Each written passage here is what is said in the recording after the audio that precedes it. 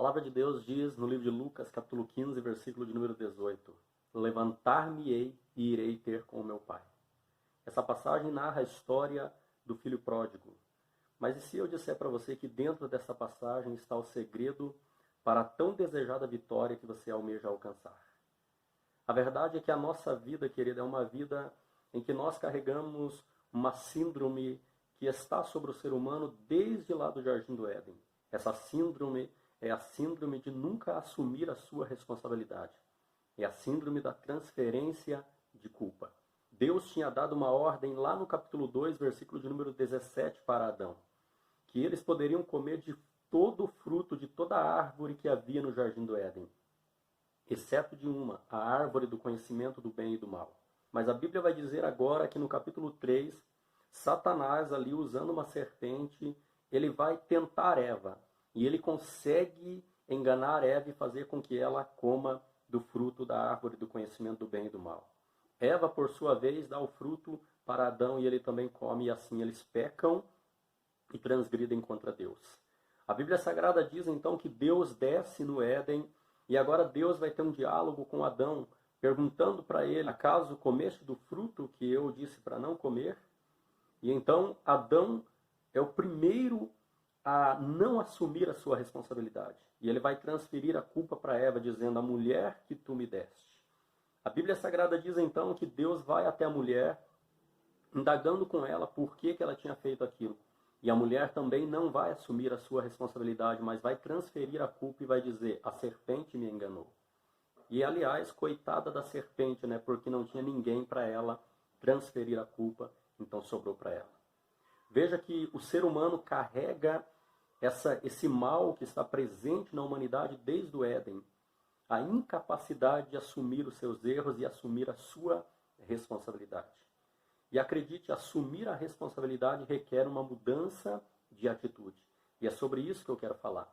Mudança de atitude para uma vida melhor. E a verdade é que por não termos essa capacidade de assumir a responsabilidade das coisas, na maioria das vezes nós estamos culpando o diabo, transferindo a culpa para o diabo ou para as circunstâncias. E aquilo que nós desejamos, aquilo que nós almejamos, nós normalmente transferimos a responsabilidade para Deus. Como que colocando nas mãos de Deus e dizendo que Ele tem que resolver tudo. Mas a verdade é que não funciona dessa maneira. Precisamos aprender algo, que Deus não resolve os nossos problemas. Deus não é um pai, né, como muitos de nós, que faz tudo pelo filho. Não, Deus, muito pelo contrário, Ele capacita e dá direção para que nós venhamos resolver esse problema. Um exemplo muito claro, acredito que todos nós sabemos que Jesus veio e pagou o preço pelo pecado. Mas verdade é que somos eu e você que temos que lutar diariamente contra o pecado para poder vencer. Então veja que Deus, ele não faz tudo por nós e nós temos que aprender isso, assumir a nossa responsabilidade. E para assumir a nossa responsabilidade, primeiro nós temos que reconhecer que algo de repente está errado na nossa vida e que precisamos corrigir. Dessa forma já é uma mudança de atitude que pode gerar uma vida melhor. Nós vamos ver isso acontecendo na vida do filho pródigo, quando no capítulo 15, versículo 18, ele vai dizer: levantar-me-ei e irei ter com meu pai. Para ele ter tomado essa atitude de se levantar e ter com o pai dele, nós vamos ver que houve um assumir de responsabilidade da parte dele. Aquele filho da parábola estava reconhecendo: eu estou nesse estado e o único culpado sou eu. A vida que eu tenho nesse exato momento, o único culpado sou eu. Isto é um fruto daquilo que eu mesmo semeei e agora estou colhendo. Acredite, reconhecer o erro é o princípio para o arrependimento. E o arrependimento é o princípio para se prosperar, ou seja, para dar certo naquilo que nós queremos. Provérbios 28, 13 vai nos dizer que aquele que encobre as suas transgressões nunca prosperará, mas o que confessa e deixa alcançará misericórdia.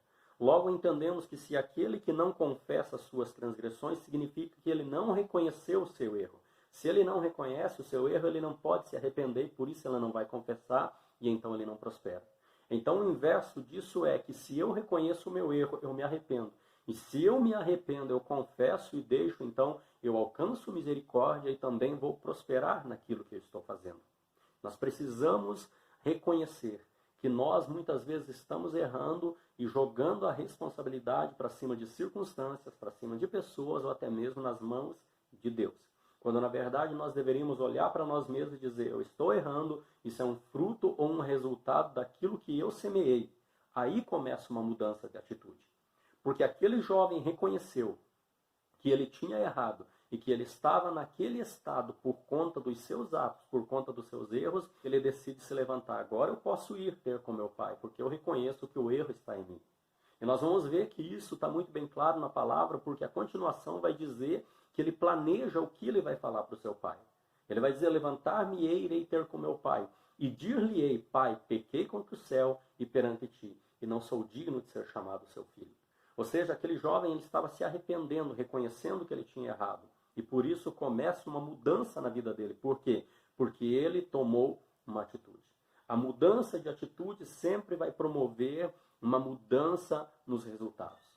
A partir do momento que nós mudamos de atitude, mudamos a forma de agir, a forma de pensar e a forma de fazer, os resultados vão ser diferentes.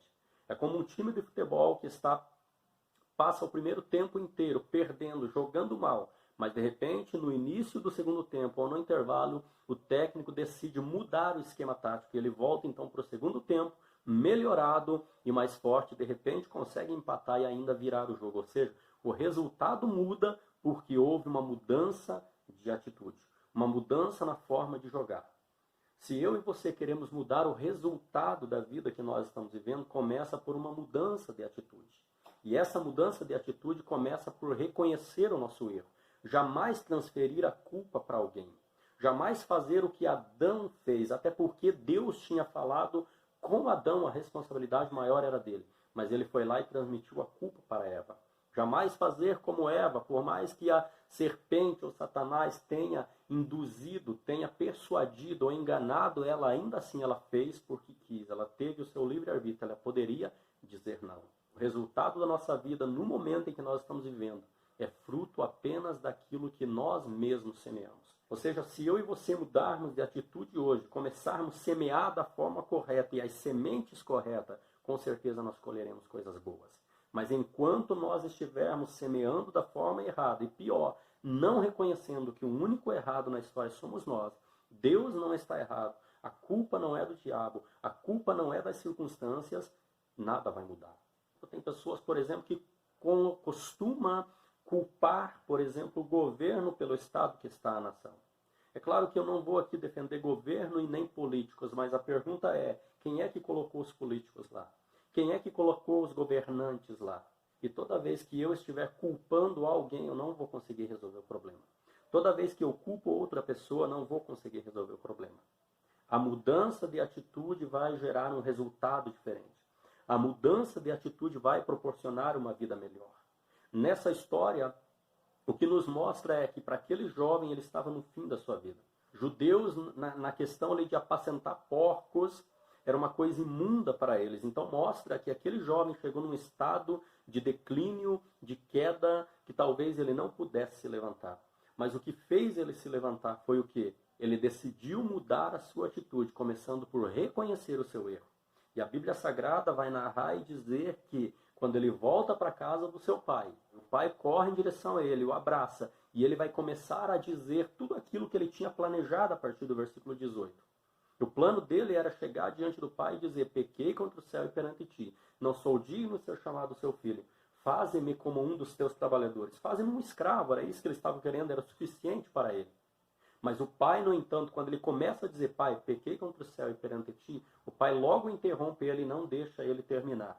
E o pai, então, vai pedir que tragam-lhe uma túnica, uma veste nova e limpa, calce os seus pés, coloque um anel no seu dedo e que viessem a dar uma grande festa porque o seu filho tinha voltado. A mudança de atitude proporcionou para ele um retorno para casa. E não somente isso, mas um retorno para o lugar que ele ocupava. Aquele pai não ia receber ele como escravo, mas ia receber ele como filho. Deus está sempre disposto a nos receber como filhos. Deus está sempre disposto a nos receber e nos dar o melhor. Mas isso tem que partir de nós. Reconhecer. Se erramos, vamos mudar a atitude. Reconhecendo o nosso erro, mudando de atitude e assim tendo uma vida melhor. É uma questão de consciência, de nós pararmos e analisar onde foi que eu errei. pedir a ajuda de Deus. Nós lemos, por exemplo, lá no livro de Apocalipse, capítulo 2, quando a carta ali é endereçada à igreja de Éfeso. E a Bíblia vai dizer que Deus tinha contra aquela igreja, o Senhor Jesus tinha contra aquela igreja, que ela tinha deixado o primeiro amor. E a Bíblia vai dizer para ela, lembra-te de onde caíste e arrepende-te. Muitas vezes é isso que Deus quer fazer com a nossa vida. É isso que Deus espera de nós, que nós venhamos parar um pouquinho e se lembrar onde foi que eu errei. E começar um arrependimento que vai provocar uma mudança e vai nos levar a prosperar naquilo que nós desejamos.